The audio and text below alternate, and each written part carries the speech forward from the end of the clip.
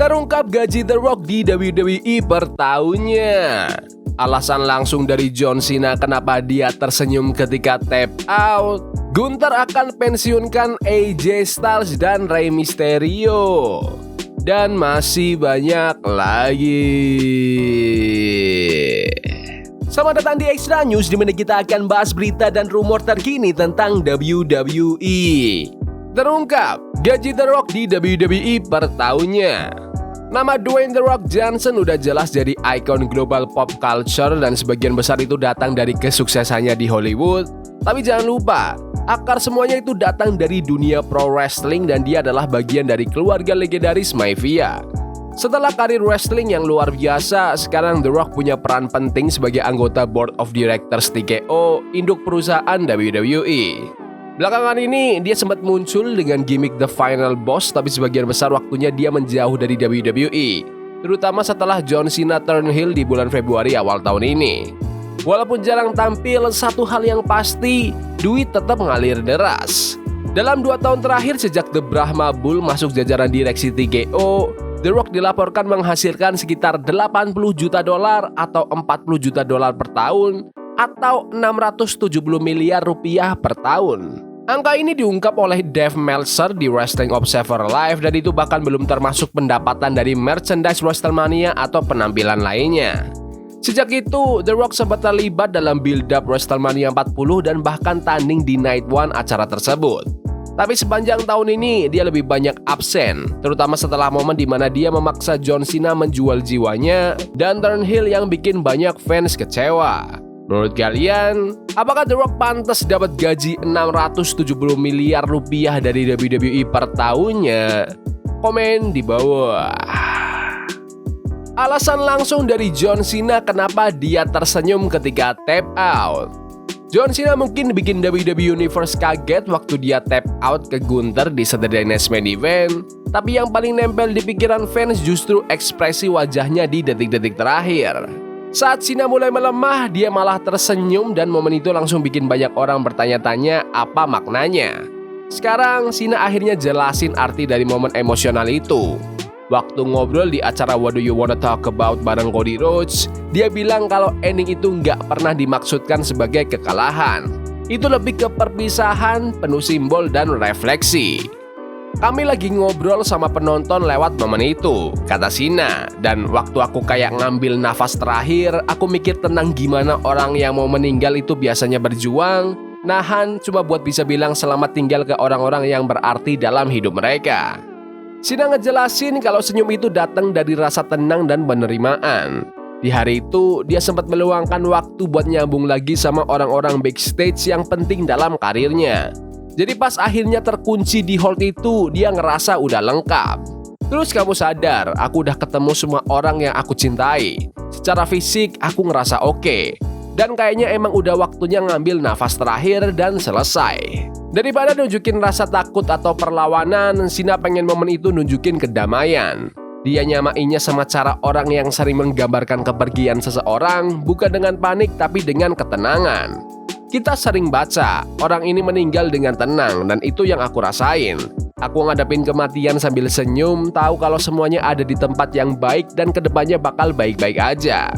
Bahkan gear yang dia pakai malam itu juga punya makna, tulisan di bagian bawah kaosnya ngerangkum semua perasaan dan mindset Cena di momen itu. Di bawah kaosnya tertulis, aku sudah memberikan segalanya, terima kasih untuk segalanya. Di satu momen itu, semuanya selesai pergi dengan tenang.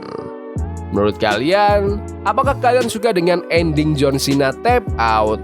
Komen di bawah. Gunther akan pensiunkan AJ Styles dan Rey Mysterio. Gunther sekarang pelan-pelan lagi bangun reputasi sebagai legend killer generasi ini. Tapi caranya beda banget sama Randy Orton dulu. Kalau Orton legend killer lewat promo dan aura. Kalau Gunther literally kayak pensiunin nama-nama besar satu persatu. Dan di Raw, WWE jelas-jelas ngetis kalau dia bisa mempensiunkan 2 legenda lagi.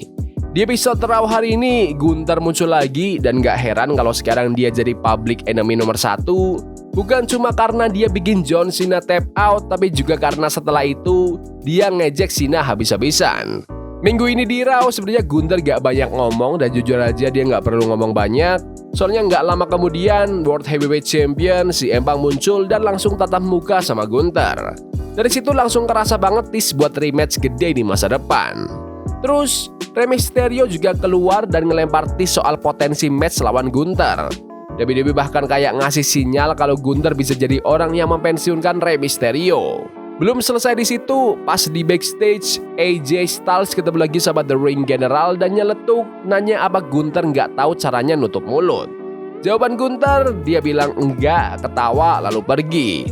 Sambil ninggalin tis kalau dia bisa aja mempensiunkan Rey Mysterio dan AJ Styles sekaligus. Walaupun Gunther belum balik ke perburuan World Title, rasanya cuma masalah waktu sebelum dia ngejar sabuk yang udah 2 kali dia pegang itu. Balas dendam ke CM Punk jelas ada di pikirannya, tapi WWE kayaknya masih nahan cerita itu.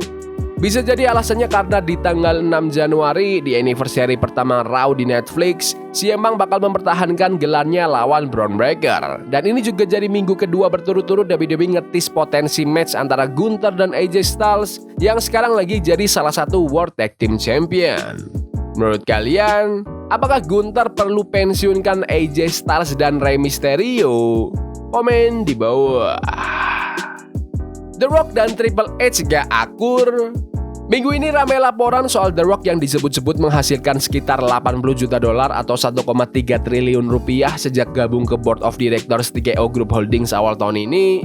Angka itu langsung bikin fans dan orang-orang industri wrestling ramai debat. Apalagi soal seberapa besar peran dan pengaruh Rock di WWE setelah merger TKO. Mantan figur di WWE, Jonathan Coachman, ikut nimbrung lewat X dan dia bilang kayaknya ada sesuatu yang terjadi di balik layar yang gak kelihatan publik. Dia nulis kira-kira gini, The Rock dapat duit dari merchandise, saham, gaji sebagai anggota board. Dan soal dia yang gak promosi WWE, hampir semua anggota board juga gak ngelakuin itu. Kebanyakan orang bahkan gak tahu siapa aja yang ada di board kalau gak nyari sendiri. Kebanyakan anggota board ada di sana karena kemampuan bisnis mereka. The Rock diminta masuk board karena banyak alasan lain.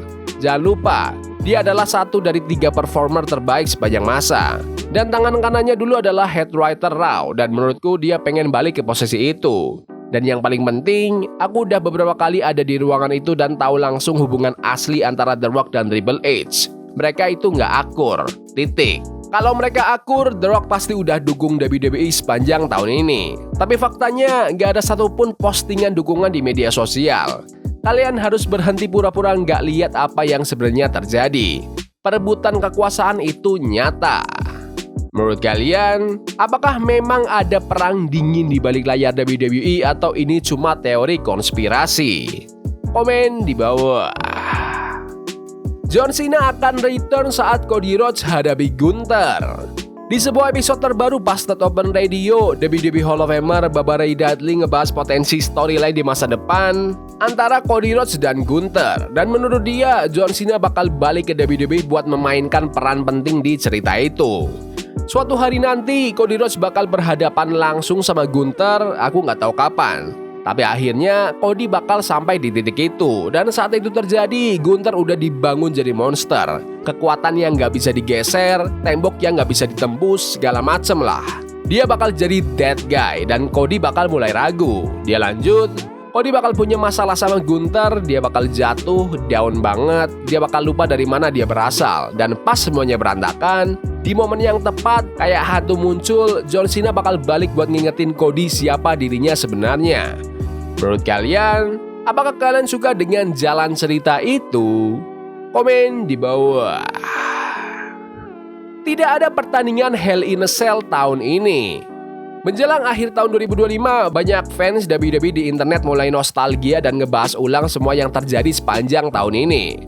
Banyak keputusan WWE yang ramai banget diperdebatkan, tapi ada satu hal yang entah kenapa malah lolos dari perhatian banyak orang. Tahun ini ternyata jadi tahun pertama sejak 2001 di mana nggak ada satupun pertandingan Hell in a Cell yang digelar. Padahal kita semua tahu, Hell in a Cell itu udah jadi gimmick match legendaris selama bertahun-tahun. Banyak feud gede yang klimaksnya selalu berakhir di dalam sangkar neraka itu. Beberapa match terbaik dalam ingatan kita juga lahir dari situ, kayak Cody Rhodes lawan Seth Rollins di Hell in a Cell 2022 atau Drew McIntyre lawan CM Punk di Bad Blood 2024. Tapi anehnya, sepanjang tahun 2025 ini, Vince gak dikasih satupun pertandingan Hell in a Cell. Memang sih, bisa jadi bilang kalau nggak ada feud yang cukup brutal atau personal tahun ini buat sampai ke level Hell in a Cell, tapi tetap aja, match ini tuh daya tarik besar buat fans. Harapannya, WWE dan Triple H sebagai CCO bakal ngebangkitin lagi Hell in a Cell di tahun depan. Menurut kalian, siapa nih yang cocok buat tanding di Hell in a Cell tahun ini? Komen di bawah. Mantan superstar WWE kasih tribut ke John Cena. John Cena baru aja resmi pensiun dari in-ring competition dan sejak itu banyak penghormatan dari berbagai arah. Sekarang satu mantan bintang WWE juga ikut ngasih tribut. Cena secara luas dianggap sebagai bintang WWE terbesar sepanjang masa. Selama karir legendarisnya, dia ngoleksi 17 gelar dunia dan jadi bagian dari banyak momen ikonik di TV. Sayangnya, perjalanan Cena sebagai petarung ring berakhir di Saturday Night Main Event 14 Desember. Sejak saat itu, pegulat, fans, sampai kritikus rame-rame ngasih penghormatan buat The Last Real Champion, dan sekarang Carlito juga ikutan. Carlito baru-baru ini ngasih tribut ke Cena dengan ngelakuin Five Knuckle Shuffle di salah satu matchnya di scene independent. Simple tapi penuh makna buat fans lama. Menurut kalian, apakah WWE perlu rekrut kembali Carlito?